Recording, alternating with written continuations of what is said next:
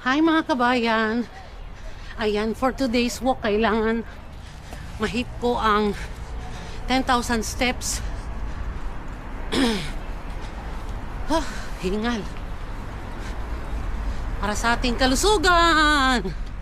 Ngayon mga kabayan, meron akong i-share sa inyo na tips. Nakikita nyo naman sa mga videos ko, lagi akong mag-isa nagwo-walking. So ang ginagawa ko mga kabayan is iniiba-iba ko yung ruta ko para hindi siya masyadong boring. Hindi ba ako mabobore? Hello! Tignan nyo, sikap tayo. So iniiba ko yung aking ruta everyday para hindi ko namamalayan. Ayan, nakarating na ako sa malayo. Parang gusto kong bumalik sa mall ulit. Maglakad ako hanggang sa mall kasi summer na siya guys. Gusto kong bumili ng maliit lang na plastic. Hindi siya plastic bottle, aluminum bottle, water bottle. Kasi ayoko ng plastic. Ano na siya, summer ngayon, mainit yung tubig. Hindi rin naman ako umiinom ng malamig kasi bawal nga. So I will try. Punta ako sa mall. So, lakarin ko hanggang mall. So, pag nakikita ko lang yung oras ko is limitado na, nagbabas na ako pa uwi.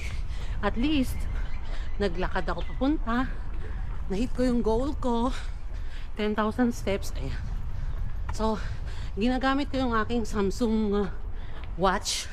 Hindi naman kailangan, kung gusto nyo magkaroon ng ganito, hindi kailangan kabayan na mahal ang gamitin natin, yung mga paninda lang sa online, mga smartwatch para ma-monitor nyo is pwede na yung kabayan.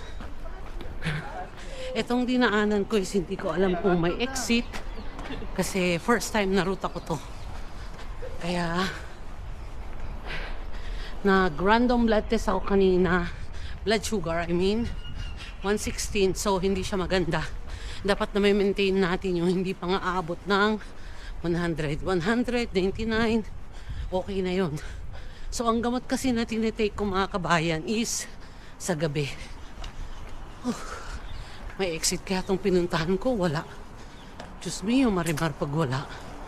Eh di wow, parang wala nga. Pero sige, tuloy tayo. Kung saan yung, dito na lang tayo sa hagdan para ma-sure. Kasi first time ko dito. Ayan, sa hagdan tayo.